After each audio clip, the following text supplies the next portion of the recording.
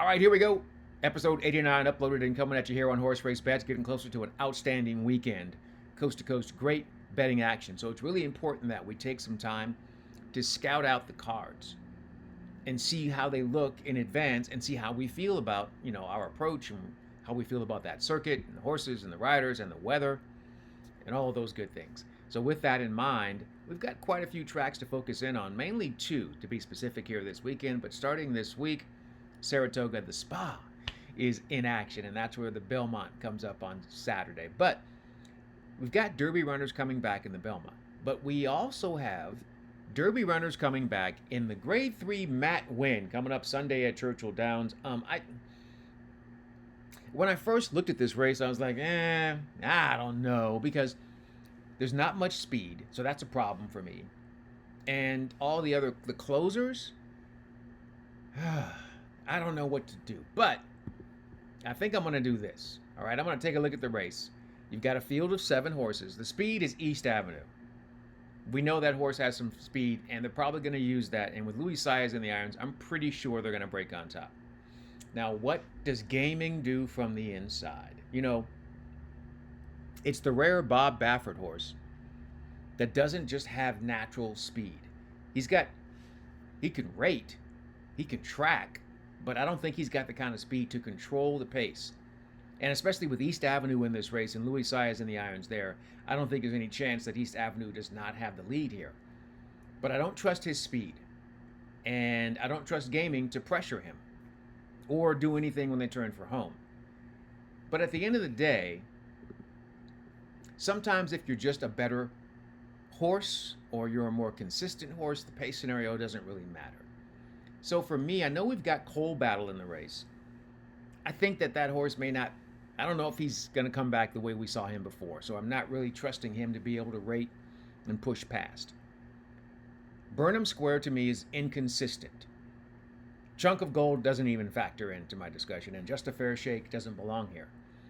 So it comes down to the horse that I think is the best horse and the most consistent. And that's my boy, Final Gambit. He's a horse that doesn't let anything stop him from closing. He always passes horses.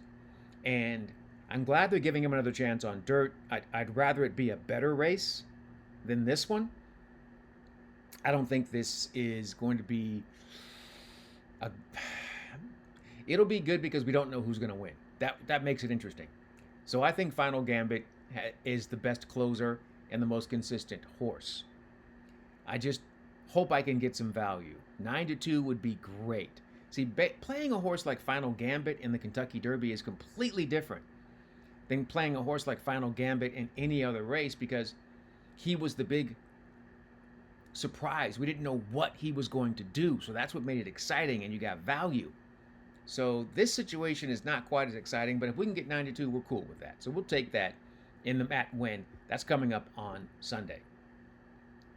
But before that, the race that I think might be the best betting race, especially on the dirt this weekend at the Spa on Saturday, is the Grade 1 Woody Stephens. It's 7 furlongs. You might have a little moisture in the track, but I don't think it's going to be a big deal on Saturday at the Spa. But I like this race because it's a good-sized field. The field is quality from top to bottom. And you know what I love most? I love to be able to easily assess the pace scenario and then find my horse. Well, take a look at this race.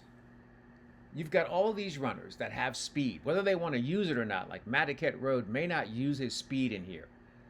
But we know Macho Music wants to use that speed. We know Citizen Bull wants to use that speed. Colloquial wants to use that speed, right? Gunmetal definitely wants to go. Neo Equus wants to go. And what that does is, if you have 6 horses you believe that are speed, and those 6 horses that I listed that have the green mark next to them have a 100 plus early speed figure, their early speed, they can be really quick and go in 7 furlongs. I wouldn't be surprised if this is the spot where they ask Citizen Bull to rate. So we'll see if he can do that. But they're still going to go quickly because Macho Music and Gunmetal like to push. So they're going to go. So that brings me to the 2 horses who have the best ability from off the pace. The inside, Big Truce has got some ability, but I don't think that he's got as much as Chancer McPatrick and Gate to Wire. So now you know how I think. Chancer McPatrick is a good horse. I'll just say it. I just don't like him. I don't like him. I liked him a little bit during the Triple Crown prep season, and he just let me down time and time again. So I'm like, okay, this might fall into his hands. Like Chancer McPatrick might just cruise right past these horses, but he's going to get bet down. He's 4-1 morning line. He'll be the favorite most likely post time. And I don't want anything to do with that. So instead, as I mentioned the pace of Macho Music and Gunmetal, I'm going to go to the horse that's already beaten both of those horses. Yeah, it's the number 11, Gate to Wire for Todd Pletcher with Dylan Davis. Go back and look at the 7-furlong swale at Gulfstream Park in February of this year. Macho Music and Gunmetal went out there with other horses, and they just kind of pushed that pace. Gate to Wire sat with a beautiful ride from Dylan Davis. I mean, perfect ride. And then just went right past the field with no problem whatsoever. He gets a better pace setup coming up in the Woody Stevens. It's now second off the layoff. Now, here's the thing about it. Second off the layoff, look at that performance first off the layoff. It was the Pat Day Mile, right? That grade 2 event where Macho Music ran them off their feet. Well, Gate to Wire, go back and watch that. He had a horrible break, got bumped back all the way back to last, and he still passed half the field to end up fourth in that race on the slop. And that was first off the layoff with traffic trouble. If he doesn't have traffic trouble again, Gate to Wire is absolutely live with outstanding value. I love it, I love it, I love it, I love it. Oh, I can't wait for that race. That's great race, great value, and even if I get one scratch, I'm still going to be good to go. Love Gate to Wire in the Woody Stevens on Saturday. All right, we look forward to Saturday and Sunday, but what about today? The Spa starts, and we got to get this money while it's here. Got a horse that I love in the Mount Vernon. So the Mount Vernon today is race number 9 at Saratoga. And, it's 1 mile on the turf course. Sorry, 1 mile and a 16th. That's what makes it better for me. 1 mile and a 16th on the turf course. And I saw something immediately. I was like, really? Really? Then I started doing more research. And I was like, oh my. I love Spinning Colors, the number 2 horse in race number 9 at Saratoga. Is the controlling speed. Now, there's another runner to the 6 in here is a sprinter stretching out, and then the 10 to the outside with Irad Ortiz has some speed, but not nearly as quick as the 2. So the only threat on the front end is the 6 horse, the sprinter stretching out. But here's the best thing about it. I want you to take some time. I want you to go back and take a look at the performance last time out on the turf at Saratoga, going 1 mile and a 16th. Johnny V is in the irons. And they're able to win the race, and he does a great job sitting off the pace. I like it a lot. Then, go take a look at what they did first off the layoff. But that was in last year, right? At Aqueduct on the turf. Another great job. Johnny sets the pace. They get a little tired in the stretch. They were dealing with a pretty big favorite that day, Rhiannon. So, I just feel like they're going to be in a great spot. And if you can go back to that performance last year where they were just sitting right off the pace, perfect, exactly. If somebody wants to get really aggressive and jump out there, Johnny can sit just off of them and then get the jump on your closers in this race. Great value at 8-1. I don't think we're going to get that. I think this horse will get bet.